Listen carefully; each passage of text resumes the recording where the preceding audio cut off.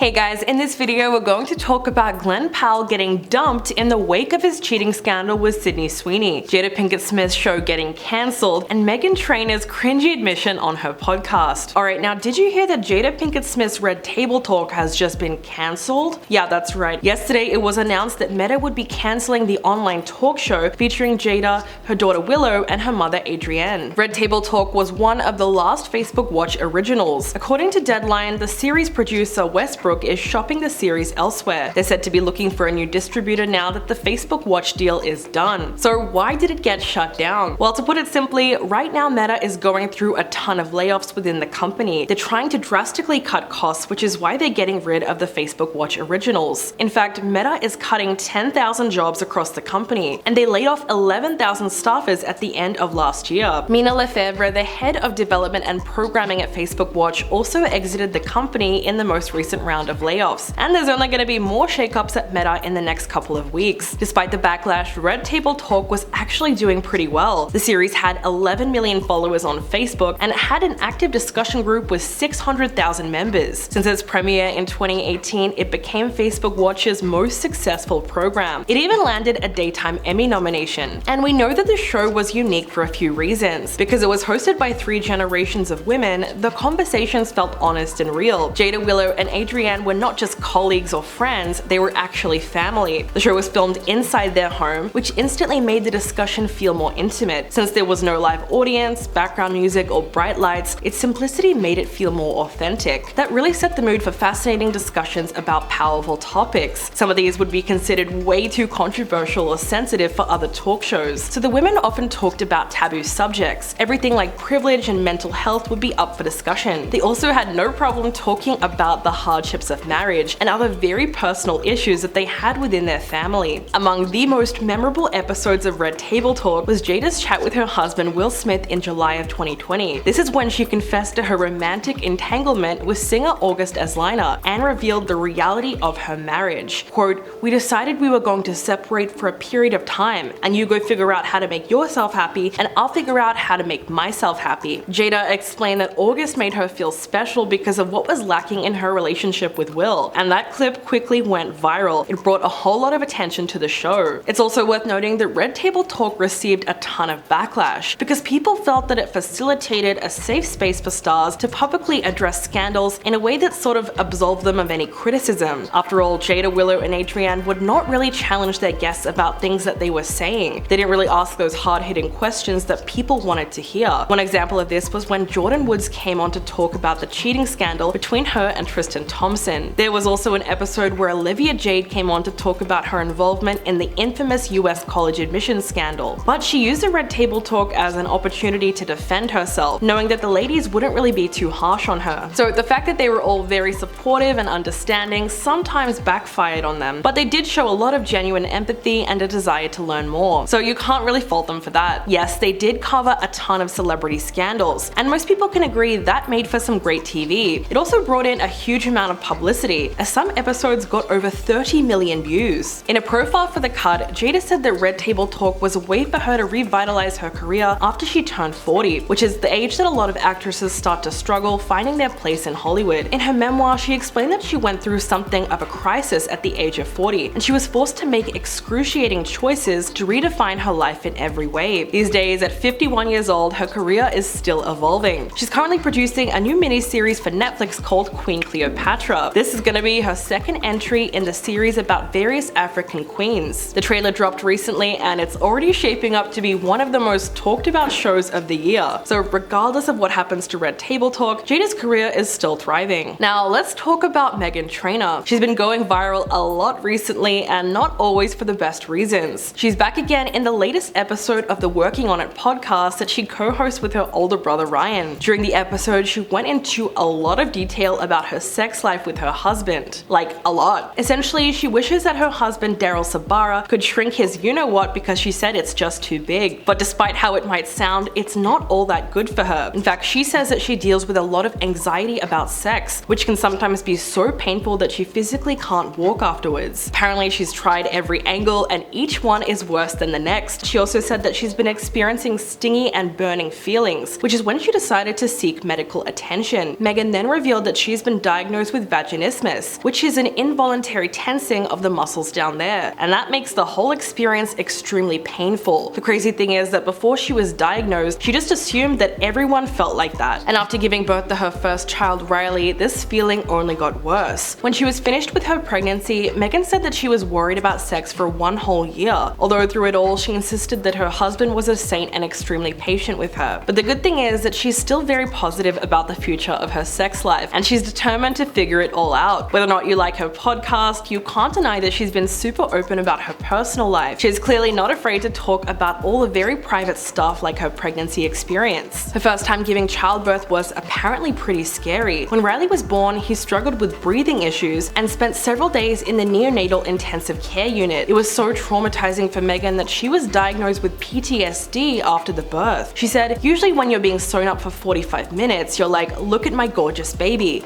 We did it, this is everything." But I was laying there alone. Once she was actually able to go home with her husband and her baby, she started to have nightmares and flashbacks, all to her experience on the operating table. Meghan wouldn't be able to sleep at night because she still felt trapped in that moment. She eventually sought help from her therapist, who explained to her that it was just chemical reactions in her brain. This experience left a wound in there that she still has to heal. In the end, she was able to work through it with therapy and support from her family. Now, the singer and her husband are expecting their second child together, who is due this summer. When she was asked about her goals for 2023, she said, "Hopefully I'll be pregnant. I'm trying to make 4 children, so I've got to get on it. After having a baby, I was like, there is nothing I can't do. So now I'm just trying to knock off all my dreams from my dream list." So despite her tough first few days with little Riley, Meghan has decided not to let her first pregnancy scare her from doing it all over again. Okay, if you've been on TikTok recently, you might have seen a few videos alleging that Euphoria star Sydney Sweeney is having an affair with Top Gun actor Glen Powell. The two of them are currently filming a romantic comedy in Australia, and some people believe that they're doing a little more than filming. Photos and videos of them together started to make their way across the internet, and from there, things started to spiral out of control. Glen's girlfriend then unfollowed Sydney on Instagram, so that's when we started to suspect that there might be a little truth to these rumors. And now we've just found out that she actually broke up with him. Gigi Paris posted a video of herself on Instagram. She was looking happy while walking alone in the street. In the caption, she wrote, "Know your worth and on to the next." So to a lot of people, that was confirmation that Glnn did in fact do her dirty. Right away, her comment section was flooded with women sending her messages of support and encouragement. It's actually very sweet just how many people flocked to her side. They wrote things like, "Good for you, you deserve better," and "Your world just got bigger." Of course, a lot of comments were dragging Sydney and Glnn as well. One person wrote, "We all saw the public disrespect, let alone what happened in private that we don't know. Onward and upward after taking out the trash." But whatever it may look like, we still don't know the whole truth. That's because an inside source that is close to the model has since denied the cheating allegations. They spoke to People magazine and said Gigi and Glnn had broken up several times. They had been on the rocks since Top Gun came out. Gigi was never happy with the long distance filming, and when she came to Australia, they both decided to break up for good. In March, he traveled to the film set in Sydney, but she returned to the US less than 2 weeks later. At the time, it was speculated that they had some kind of a fight, and she decided to fly back early. A second source then spoke to the magazine and said that there is absolutely no truth to the rumors. Quote,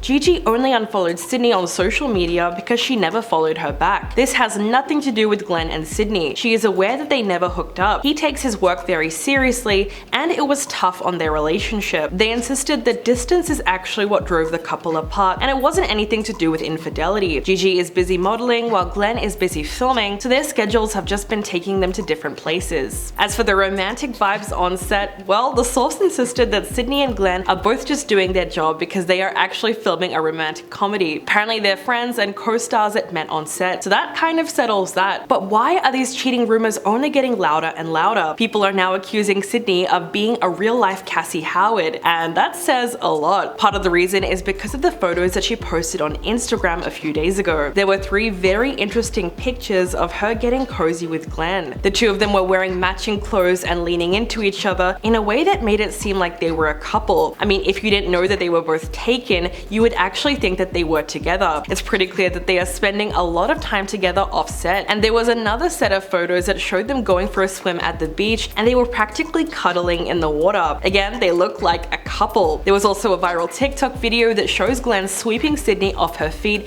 and dipping her backwards. In the clip, you can see that they're on the couch and he's supporting her back and dipping her down low as if they were dancing. The whole thing looks extremely romantic and it only added to everyone's suspicion. Then there was a red carpet interview where their body language was kind of flirtatious. In the clip, you can literally see the sexual tension between them. It's in everything from the long pauses to the eye contact. And as the interview goes on, they both get closer and closer to each other until they're almost pressed together. In fact, just from that video, people have decided that there is something going on between them. Yeah, there's obviously chemistry there, which is gonna translate really well on screen for a romantic comedy, but fans believe there is something more happening behind the scenes. The good news is that all this drama is going to be great for their new movie. There's no better marketing for a rom-com than a real-life cheating scandal. I mean, there were just so many in the 90s and early 2000s, especially when the genre was at its peak. On Monday, the co-stars attended CinemaCon to unveil the first footage from their movie, and the flirting continued on stage. While they were presenting, Glnn made a joke and said, "We love seeing ourselves on the big screen." In response, Sydney said, "Oh please, Top Gun," to which he responded by saying,